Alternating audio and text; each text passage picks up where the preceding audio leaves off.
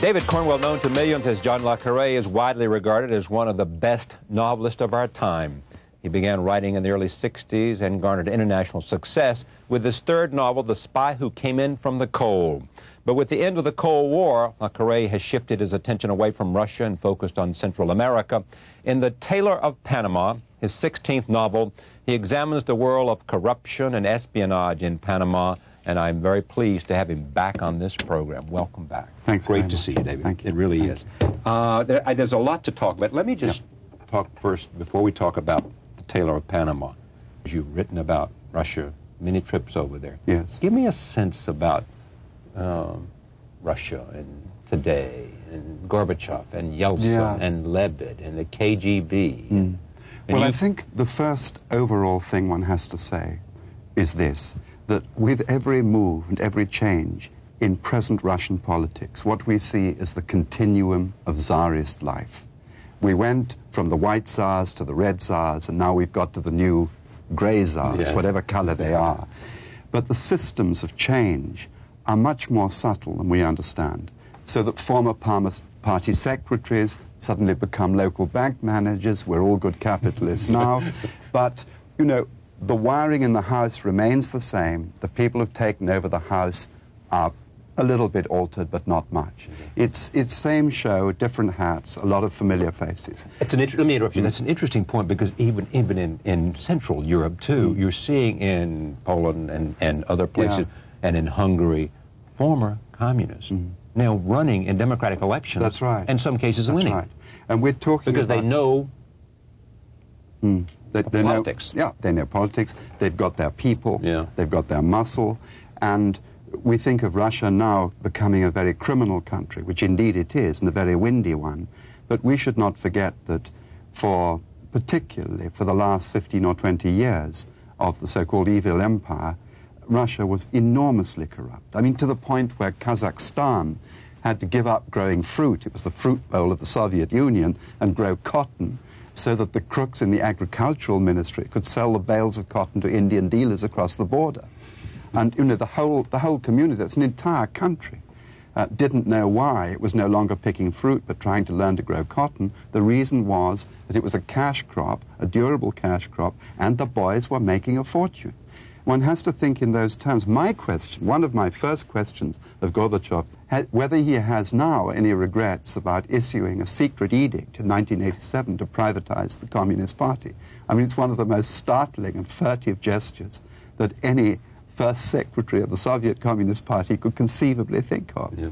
Mikhail Gorbachev is a man that has plenty to regret at the same time. And when you look, he's got to be unsure about his place in history. Yes. On the other hand, he should feel a certainty about his place in history, because Charlie, he was there at a pivotal time. I agree, and he did more than that, Charlie.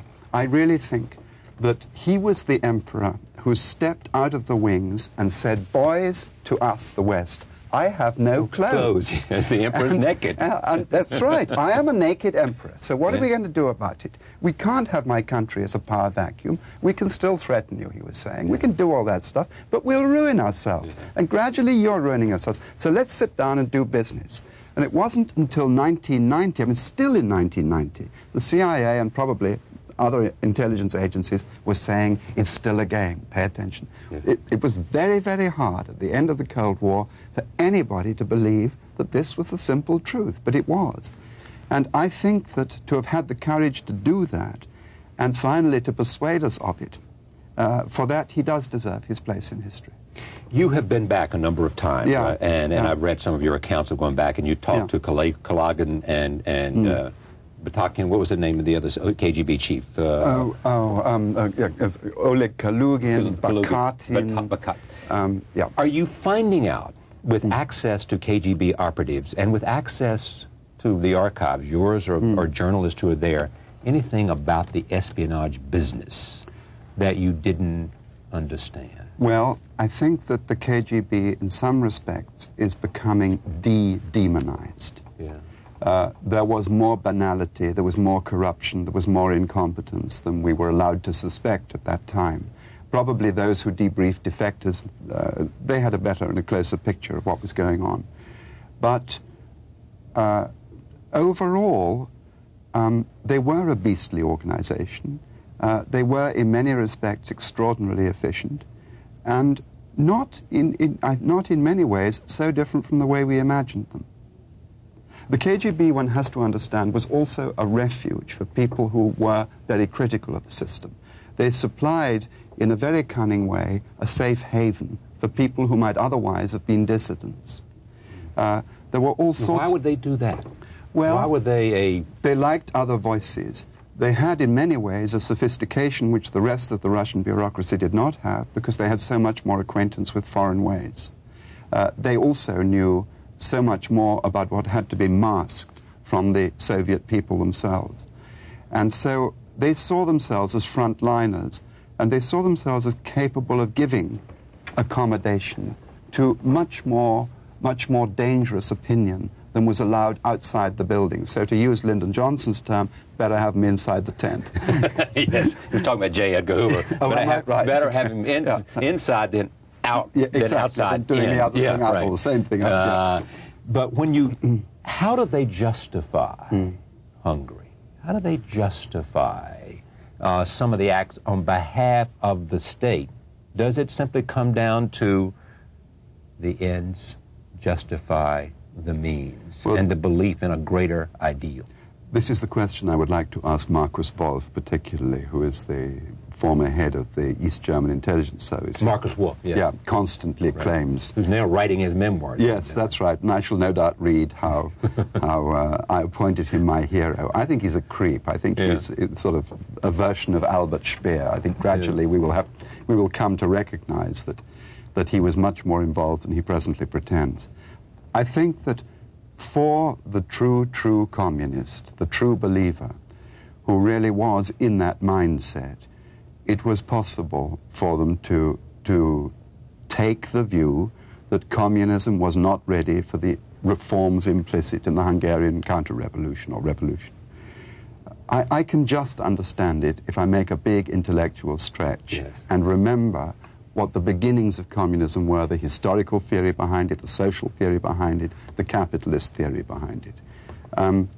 But in human terms, it seems to you and me absolutely incomprehensible that they can allow it to happen. Yeah. Let me turn to Panama. You believe that the Tailor of Panama is your best work since perhaps The Perfect Spy, which is in a part, was autobiographical, in part.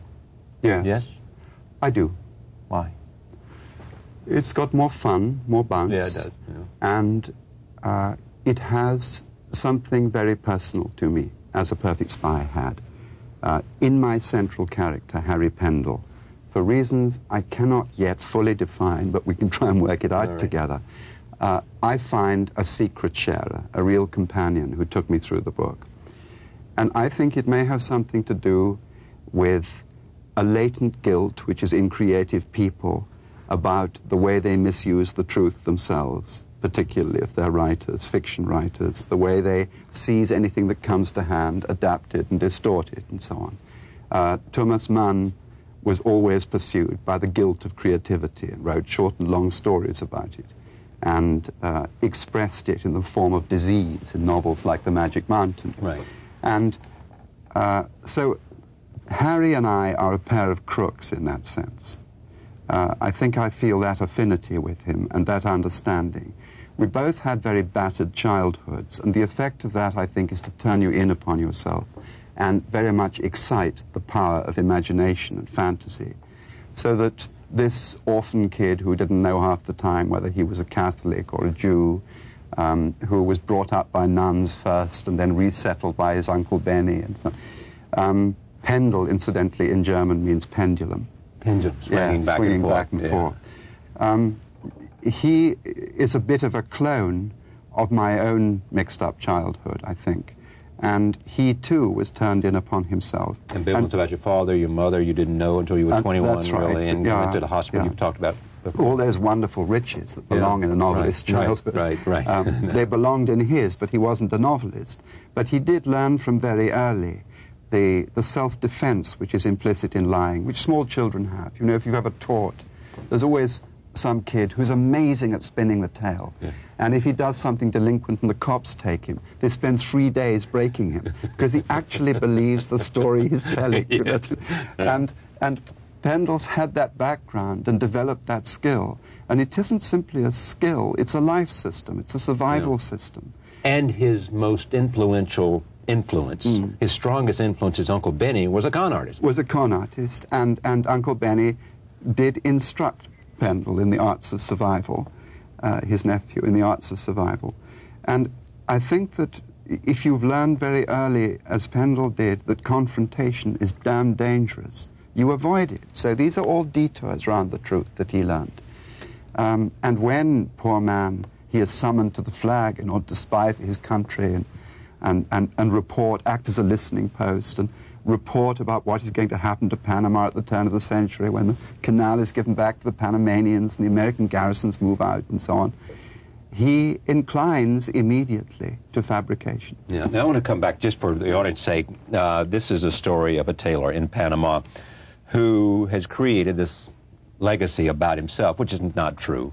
He came from an interesting background you just outlined, but he's drawn into spying because the Brits believe that something may be going on down there, and then he begins to elaborate and exaggerate and falsify what he knows and what he's supposed to know, and then he turns it over to his handler, Oxnard, who does the same thing for his superiors. We're often running about this guy, and he's interesting because he is a tailor, and he therefore has access to everybody of influence in your book. Yes. He knows the truth or doesn't know the truth? And does he lose some sense of, you know? Does he lose some sense of? Of what is truth? And does he know what's true? I'm not sure. I don't think he knows very clearly what is true. And I don't think the truth is his subject. I think his subject is surviving under this frightful pressure. So he will tell partly the truth and partly his fabrications. Because somebody has him by the... Has him by the parts, yes. And I think it's a mechanism that he's used for so long. See, if you have absolutely no faith in life, you really don't see truth as a useful weapon. It's not relevant. It's not relevant. So I think it's more that it's very hard for me to say whether he really knows what is true. My immediate response is to say if the truth leapt up and bit him in the backside, he wouldn't know it, wouldn't recognize that's why it. it's a question. But I don't think it's quite true. His immediate response as a kind of one-man service industry is to cut the cloth as a tailor according to what people want. And by cutting it according to what they want, he makes them into something, he makes them, he hides their faults, exaggerates their assets. That's right. So all of a sudden they become something they're not, but something that's pleasing. Yes, and he does this in a figurative sense when he is inventing stories about the same characters and passing them up the line to the British spies. He's not a moral force, though. In the end, Martha. I believe he atones in some way. Martha is a moral woman. Yes. And in his relationship with Martha resides, for me, the truth. I don't think he's ever lied to Martha. And when he leaves his family right at the end, I don't want to give away too much of the store, but he simply cannot abide any longer the company of people to whom he has lied so badly, and upon whom he has brought such destruction. So if there's anyone to find, it is the person to whom he has told the truth. I'm sorry, the person to whom he has told the truth. That's the person that who goes in search of. Yes, Martha. He's going in search of her. Yes. Because in the end, he's always been truthful to her. He has been, yes, even in a moderate way. He's been economic with the truth, but I don't think he's ever lied to her. The background you share with him, all those forces, what else do you share with him? I certainly share the inherited instinct to give the reader what he wants. Not what he thinks he wants, perhaps, but what I feel he wants. And what's good for him or what you think he wants? Well, in this wonderful game that the writer plays with the reader, there is the humanist conviction that people are much brighter and their horizons are much broader than they themselves give them credit for. So You believe that? I believe that. I do too. I do believe. I believe you do. And what is wrong with the entertainment industry in the main is that it simply doesn't give people enough credit for their intelligence. And I think it knows very well that if it did, it would be putting itself out of business in many respects. So, yeah, there is something larcenous in the process of making a story and passing it to one's reader. There is something sinful. I mean, it's Graham Greene's chip of ice as you observe life as a writer. It's the corrosive eye that Thomas Mann talks about, that cuts you off from spontaneous relationships because you are a collector of human information. I don't feel quite that badly about it, but anyway, there's some affinity between me and Pendle on that score, which I'll work out over the next 6 months. Meanwhile, you have my therapy. All right, well, I want to be part of that. Okay. It is a homage to Our Man in Havana. Yes, it is. It's also an homage. I mean, Graham Greene's Our Man in Havana made a wonderful fable of the art of intelligence fabricating. Now, on a more serious note, you can't ask Gorbachev this, but in due course you'll get somebody you can ask. I would love to know what is a rough estimate of the CIA funds that were dissipated on fabricated information brought to them by ingenious intelligence peddlers. Said another way, how much money did the CIA just throw away because of some fabricated story was brought to them in pursuit, pursuit of something that never was there? That's absolutely it. You know. And it was just keeping score, too. It wasn't because, I mean, mainly it was just to one-upmanship or what? Well, because they fell for great con artists who they came to you or to me at dead of night and said that they had a line to Lenin's niece, who was living alone in Vladivostok and had piles of information which would prove that Lenin was actually a closet capitalist. And, I mean, in those crazy years of the Cold War, we fell for the most wonderful scams. And in your profession, or in the journalistic profession, I mean, editors and correspondents alike go in terror of the fabulist, the faker, the fabricator. They sure do. I mean, careers have been ruined. I mean, you just had it, not careers ruined over there with, I mean, this whole business about, you know, the alleged pictures of Princess Diana. Exactly, or the Hitler Diaries, one of my diaries. favorite stories. Exactly. I mean, I think somebody the editor who was responsible for that just died recently, I read somewhere. Did he? I think so. And at a ripe old age and very rich. Yeah, exactly. But you know that's going to be the first line of his obituary, the Hitler Diaries. Clearly. Yes, absolutely. It's one of the great cons of all time. We had Howard Hughes's diaries. Are you old enough to remember them? Yes, of course. It was an American writer. It was indeed. Who was evidently claiming that he talked to him or something. Clifford Irving? Clifford Irving. That's right, a novelist who continues who to write. visited some of your best penal institutions on account of this. Now, let me get back to the notion of one last question about Russia before we leave.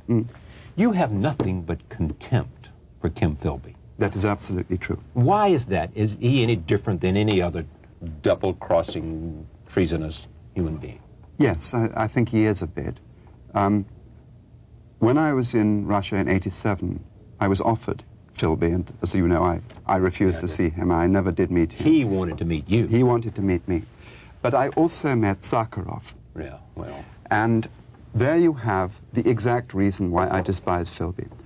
Sakharov, in a closed, tyrannous society, had the guts to stand up and speak the truth and oppose. Kim Philby was born into, all right, a flawed one, but an open society, a decent democracy, give or take a little. And he chose the secret way. And I think there was in Philby, from childhood, from birth almost, a mechanism that was bound to destroy. Whatever institution you associated him with, whatever friendships or loves or responsibilities you gave him, in the end, there was only betrayal in his mind. He was corrupt in his soul. He was corrupt in his soul. And I think that the whole panoply of communism which he claimed to have embraced was simply a cover story for a profound treachery that was in him from the beginning. I think there are some people who are actually evil, and I think Philby was one of them. If he hadn't found spying, if he hadn't found espionage, if he hadn't found... He would have done something else. I think so. Evil. I mean, A priest could forgive him, and would surely do so, but when you think of the deaths that those people suffered, whom he betrayed to the Russians, when you think of the Albanian adventure, when we were training up Albanians and dropping them back into Albania, and by the time they touched down in their parachutes, the secret police were waiting for them, that is not a pain-free conversation that they are about to engage in. But Aldrich Ames, in those interviews I've seen with him, seems to have zero remorse. I observed that too, and I read the interrogation report of one of the Congressional Senate subcommittees that interviewed him, interrogated him indeed. And I was fascinated by the money side. I don't know if you remember, but some of the worst, the most appallingly effective secrets he gave away, I think there were 11 agents named. That was in the first exchange with the $50,000 briefcase under the lunch table. And they asked him very sensibly, Mr. Ames, you're a man of business, you wanted money. Why did you give so much for so little in the first encounter? And so they go through that. Later he raised the ante. If he properly represented, he could have got 10 or 15 million every time. It didn't matter. I mean, you pay anything for that kind of information. But I longed for them to ask the question they didn't ask. And that brings him closer to Philby, if the answer is what I think he is. Mr. Ames, if you had been very, very rich and inherited a great fortune when you were a young man, and then you were in the CIA, would you still have betrayed those people? And there I think he might have had to pause, because I think the malice in Ames was very strong. The malice, yes, the hidden dagger. He was drinking a lot. He seemed to despise his colleagues. He thought the whole outfit was a waste of time. But is pecuniary gain malice? No. No, I mean that if there was no monetary motive, if it wasn't just money he wanted, in other words, if I were able to say to him, Mr. Ames, remove the money motive, let's say you've got all the money in the world, would you still have shafted those guys? Would you still have betrayed them? What? I think he'd have said, oh my God, yes, I would. Yeah, he would have known the truth about himself. Yes, and I think that would have been a moment of self-revelation. I mean, he's pathetically cooperative, seemingly so. And really, when you're going to spend the rest of your life indoors, as he is, without a window, those conversations become a lifeline. And you think we'll find the same thing about Marcus Wolf, who didn't do it because of money, but he did it for some reason because he was an evil man? No, I don't think he was evil. I think he was an apparatchik. I think he simply conformed. And I think he also loved the privileges and the wealth and the esteem that he enjoyed. And I think he liked the game for itself. He was a power freak.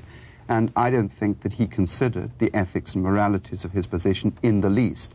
And when he would say to me, if we met, as I'm sure he would, oh, come on, we were both doing it. You know, we were different sides of the same coin. My reply would be, not so at all.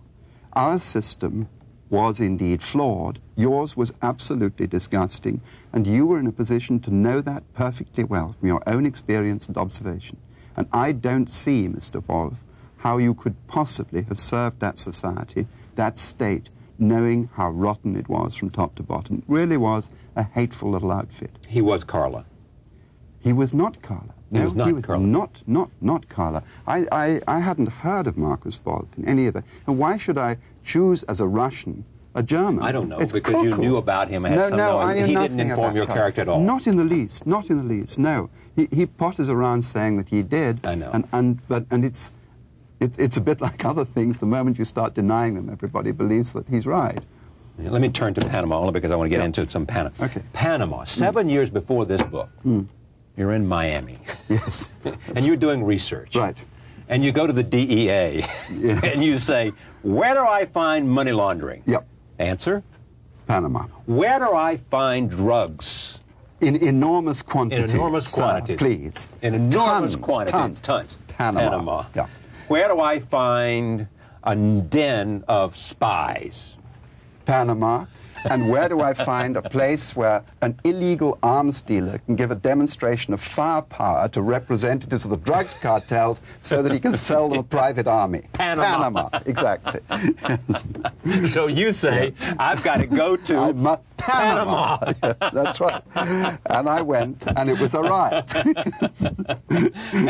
and you met Endara. I met Endara. Who was the who won the election on Noriega. I've forgotten exactly my history for a second, but Noriega refused to allow him to. He stood against Noriega, one hands down. He was a brave man. Noriega said, this election is canceled. It did not happen. Yes, you were all mistaken. It's not operative. There are 1.5 million, there are 3 million votes, and I have one. The one wins. Exactly. That's what Noriega said. Right. Goodbye, Mr. Andara. If you're a dictator, that's what you say. Very right, too. And so then the Americans come in. The Americans come in the moment Just Cause was over. Even Just Cause was the operation, the title given to the operation to go down and get Noriega. Get Noriega. So the moment that was successful, they took Ndara down to a military airfield and they swore him in as president without troubling the electorate. But understandably, since he'd won once, so the match was on again. Of course. Yeah.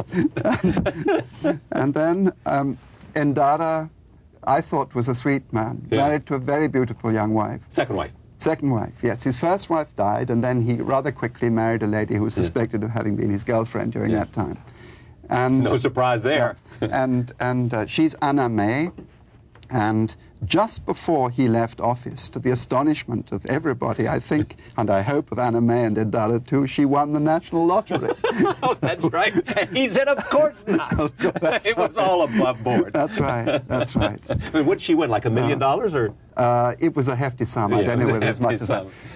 And he said, he was very sweet, and he said, he introduced me to her, and he said, and darling, this is the great writer, you know, Le Carré, the spy writer. Yeah. And she said, who? And he said, oh, come on, darling, you've read all his wonderful books. You know, he's a very, very, everybody knows about him. And she said, nope. And so my like residual... Already. Don't you? Huh? I like her already. I love her already. And so my residual diplomatic skills came into action. And I said, Madam President, no earthly reason why you should know me. But you have heard of Mr. Sean Connery and Miss Michelle Pfeiffer.